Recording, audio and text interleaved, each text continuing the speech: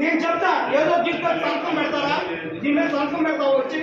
ఇది కాదండి, ఇందాక బాలాజీగా చెప్పాను కదా, నా ఆస్తికి నాకు మ్యాపింగ్ అని ఎంఆర్ఓ ఆర్డీఓ తిప్పాడు.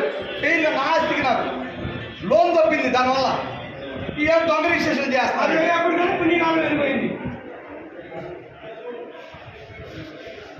ఏందా సార్ మీరు ఇదేంటంటే మార్టిగేజ్లో కొంత ఆస్తి ఉంది, ఇంకోటి ఏమో కొంత 54 సెంట్లు అమ్మేశారు.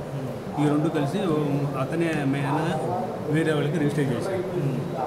ఇప్పుడు ఏంటంటే మా ఆస్తి కదా మీరు రిజిస్టర్ చేశారు అంటారు. నేనేమన్నానంటే ఇప్పుడు వాళ్ళని పిలిపించి ఈ డాక్యుమెంట్ని క్యాన్సిల్ చేయించాను, పిలిపిస్తారు పార్టీ. ఒకసారి రిజిస్ట్రేషన్ చేసిన దాన్ని మనం క్యాన్సిల్ చేయించవచ్చు. పార్టీలు వస్తే చేసేవచ్చు, ఇద్దరు పార్టీలు వస్తే చేసేవచ్చు. అంటే ఇప్పుడు మనం ఏదైతే క్యాన్సిల్ చేసామన్నప్పుడు మన అసమర్థత కింద లెక్క కదండి. అసమర్థత కాదు సార్, అది మనం రిజిస్ట్రేషన్ అయింది, అది కాదనుకున్నాము. కాదనుకుంటే 76 సెంట్ల కింద రిజిస్ట్రేషన్ చేశామని అది చెప్తున్నారు. ఇది పొలం కాదు సార్. సో అది చూసుకోకుండా మనం సైట్ అదే సైట్ అయినా ఎకరం 1.25, 1.67, 70 చేశారండి. సో అది పూర్తిగా రిజిస్టర్ ఆఫీసు ఇదే కదా, మీ లోపమే కదా, రిజిస్టర్ లోపమే కదా. క్యాన్సిల్ చేశారు సార్. క్యాన్సిల్ చేస్తారు ఓకే, కాకపోతే క్యాన్సిల్ చేయకోకుండా ఈ తప్పు జరగడానికి కారణం ఏంటంటే అంటే అంత ఫీల్డ్ వర్క్లో గ్రౌండ్ లెవెల్లో ఏం చూడరా, జస్ట్ చూస్తాం సార్. మరి ఎలా జరిగింది? ఇప్పుడు ఒక రిజిస్టర్ ఆఫీస్లో ఎవరో దాటిని మనం 1.25 నుంచి 1.70 మనం ఎలా చేసేస్తారు రిజిస్టర్ ఆఫీస్ వాళ్ళు? మళ్ళీ చేసి దాన్ని క్యాన్సిల్ చేస్తారని ఎలా అంటారు? అప్పుడు మీ తప్పే కదా, మీ తప్పని ఒప్పుకున్నట్టే కదా. పొరపాటు జరుగుతుంది, పొరపాటు జరుగుతుంది కరెక్టే. 1 సెంట్ 2 సెంట్లు జరుగుతుంది కానీ 30 సెంట్లు 40 సెంట్లు పొరపాటు జరగదు కదా. అలాగా సార్, ఇది రిజిస్ట్రేషన్ అయ్యింది, అది మన నిన్న వీళ్ళు వచ్చారు. ఎప్పుడు జరిగింది సార్? 2004 అక్టోబర్ అండి. 2024 అక్టోబర్. 2024 అక్టోబర్. ఇది 2025 దగ్గర ఏప్రిల్ మేలో ఉన్నాం. మరి ఇప్పుడు దాకా రెక్టిఫై లేదంటే వాళ్ళు ఎత్తుకుని వాళ్ళు వచ్చేంత వరకు కూడా మీరు అది కూడా నాకు తెలియదు సార్. ఇప్పుడు సార్ ఆస్తి ఉంటే సార్ ప్రకారం ఏంటంటే మీకు ఆస్తి ఉందనుకోండి సార్, బందర్లో ఎవరికి ఆస్తి ఉన్నా రోజు ఈసీ తీయించుకోవాలి. ఎందుకంటే జగన్మోహన్ రావు ఏం చేశారో తెలియదు కదా మనకి. ప్రతి పూట పొద్దున్న ఒకసారి సాయంత్రం ఒకసారి మనం సంపాదించే 30,000 40,000 జీతం ఈసీలు సరిపోతుంది. అది ఆ పరిస్థితిలో ఉంది. 2015లో మేము ఆస్తి కొనటం ఏంటి, కర్ణాటక జగన్నాథ్ మా తమ్ముడు కొనటం ఏంటి, 2015లో కొన్నాడు 54 సెంట్లు, 54 గజాలు, 121 గజాలేమో ఇల్లు తనఖా పెట్టి, ఇల్లుతో తనఖా పెట్టి 2016లో తనఖా పెట్టాడు. అదే మనిషి వచ్చి 2024 అక్టోబర్లో అమ్మేశాడు ప్రాపర్టీని. ఎప్పుడైతే మా తమ్ముడు కొనుక్కున్నాడో అదే రోజున ఆ ఇంటి డోర్ నెంబర్ మీద 54 గజాలకి డోర్ నెంబర్ మీద బై ఏ కింద మున్సిపాలిటీలో మ్యూటేషన్ జరిగిపోయింది. 2026 వరకు కూడా మున్సిపల్ ట్యాక్స్ అన్ని కడుతున్నాం, కట్టేసి ఉన్నాయి, అప్ టు డేట్ కట్టి ఉన్నాయి.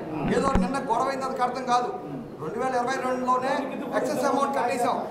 అంతా డాక్యుమెంటెడ్గా ఉంది.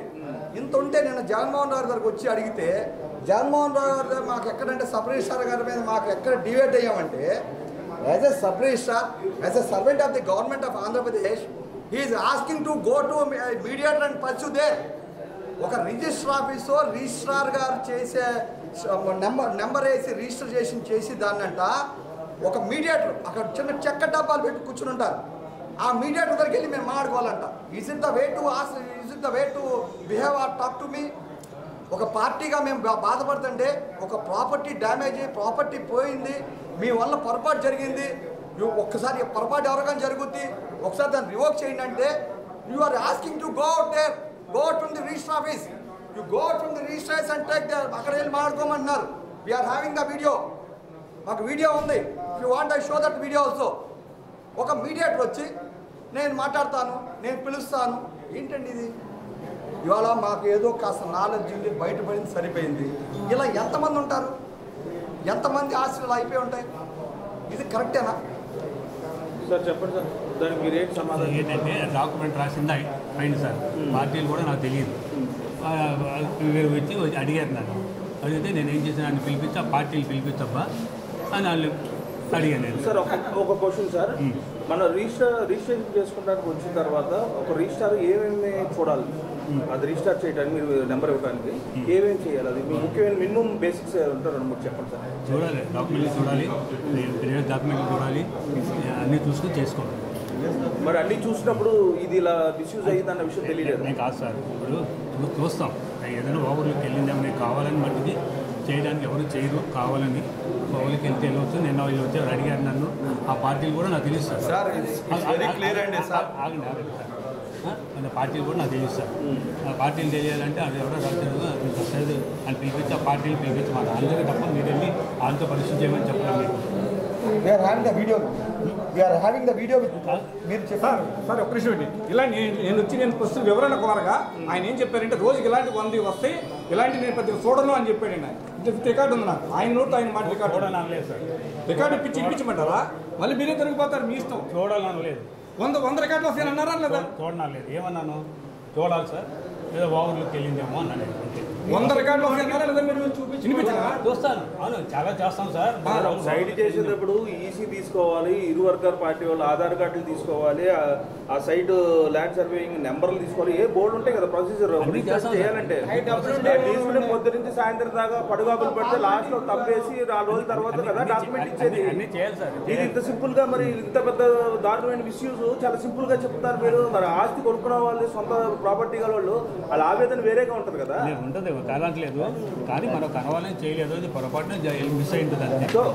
గవర్నమెంట్ రిజిస్టర్ ఆఫీసులు రిజిస్టర్ గారు పొరపాటు జరిగిందన్న మాట రాకూడదు సార్. నేను చెప్పేది వినండి సార్, చేస్తాం, అన్నీ చూసే చేస్తాం, మ్యాక్సిమం అన్నీ చూసే నెంబర్ డాక్యుమెంట్ 1 yearగా ఇచ్చారు సార్ మాకు డోర్ నెంబర్.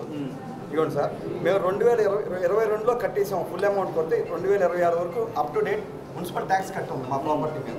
ఈ ప్రాపర్టీని మన Machilipatnam sub registrar grade 1 registrar Jaganmohan Rao గారు ఈ ప్రాపర్టీని ఫేక్ రిజిస్ట్రేషన్ చేశారు. ఇట్స్ ఓపెన్ ఫ్యాక్ట్ మాట. ఏదో మాకేదో కడుపు ప్రగలటం కాదు, ఆయన మాట్లాడే స్థాయి తీరి బాల. రెండోది ఏంటంటే, ఒక డాక్యుమెంట్ రైటర్ని ఆంధ్రప్రదేశ్ గవర్నమెంట్ రిజిస్టార్లోకి రప్పించొద్దు అని చెప్పింది. ఒక జీవో కూడా రిలీజ్ చేసింది.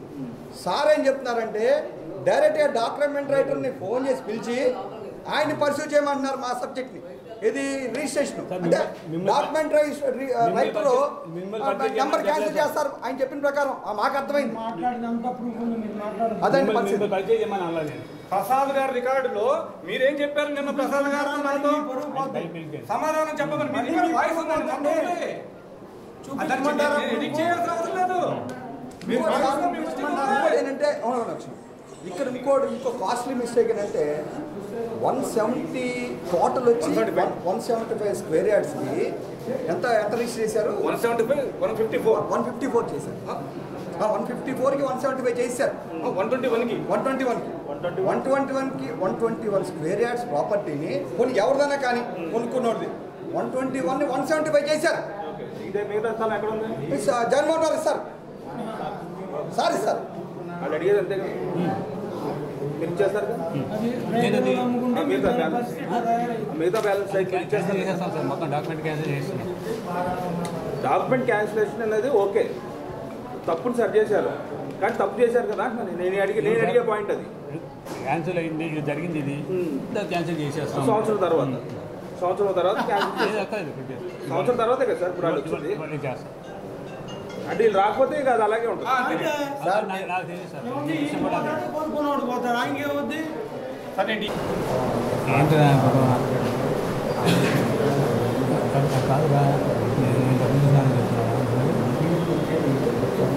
కాదురా, నేను డబ్బులు చెప్పావా?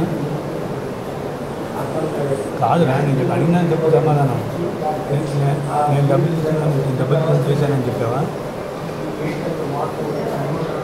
కాదురా, ఇప్పుడు ఏంటి మరి, ఏంటి పరిస్థితి?